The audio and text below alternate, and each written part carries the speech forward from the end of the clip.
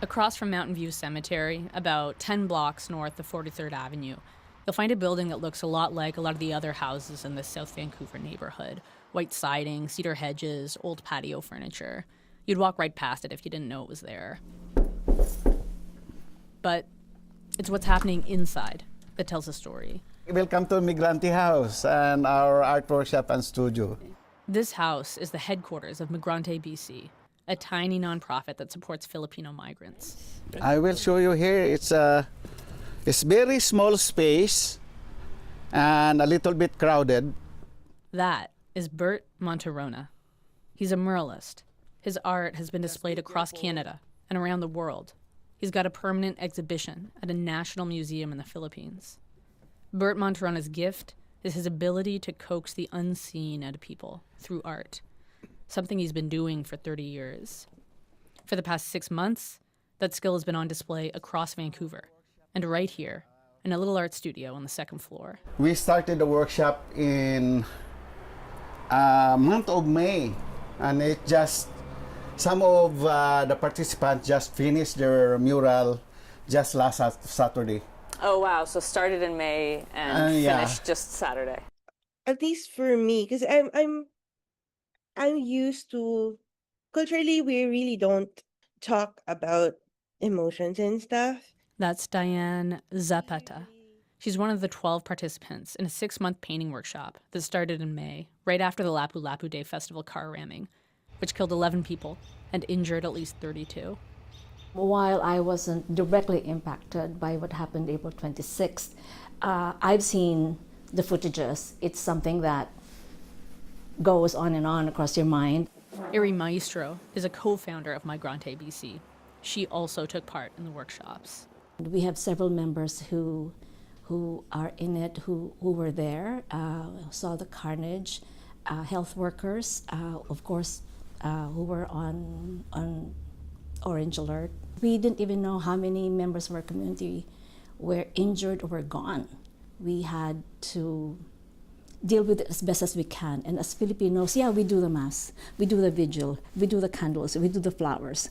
And then Bert was saying, one of the methods of healing and dealing with the trauma was art. The workshops had a specific purpose. For Diane, it gave her a way to focus. The events of Lapu-Lapu really affected how I function physically, mentally, emotionally, even spiritually. It had that effect for me. And this particular project just gave me a bit of focus of how I can deal with, for me, it was anger, really. How I could focus my energy and my thoughts into something physical.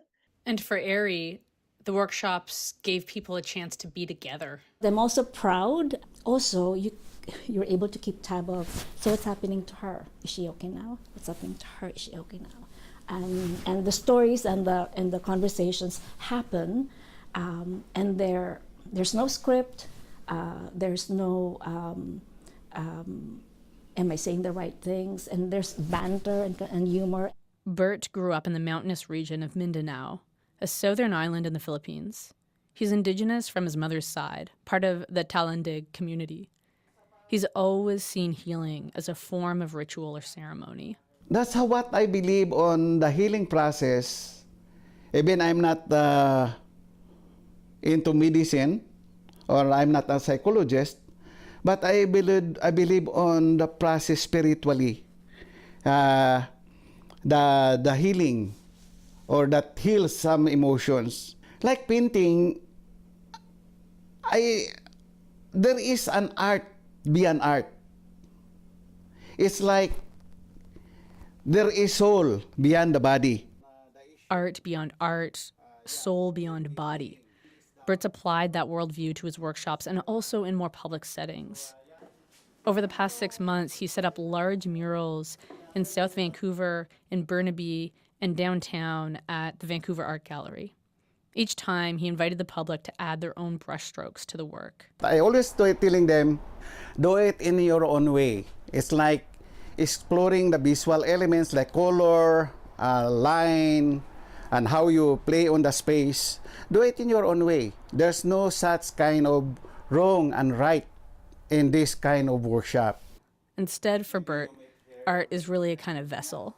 This workshop is not about how to paint. It's not about creating a work to show, but it's about releasing your emotion. The process of making the painting is also the process of healing yourself. Aries said she saw that happen with the participants, including Diane. Something triggers a parade, a piece of music, and it's all alive again for that person. And so your world is shattered a bit. But with community support, with the individual's resilience and all of that, the campaign for accountability and justice for all that has happened, the pieces are hopefully put back together. It's taken 6 months for the participants to finish their work, and now the public will have a chance to see it too. The large paintings will be on display starting today, Friday, October 24th, at the Sunset Community Center in South Vancouver. The exhibit is called Healing Colors. Sophie Woodrooffe, CBC News, Vancouver.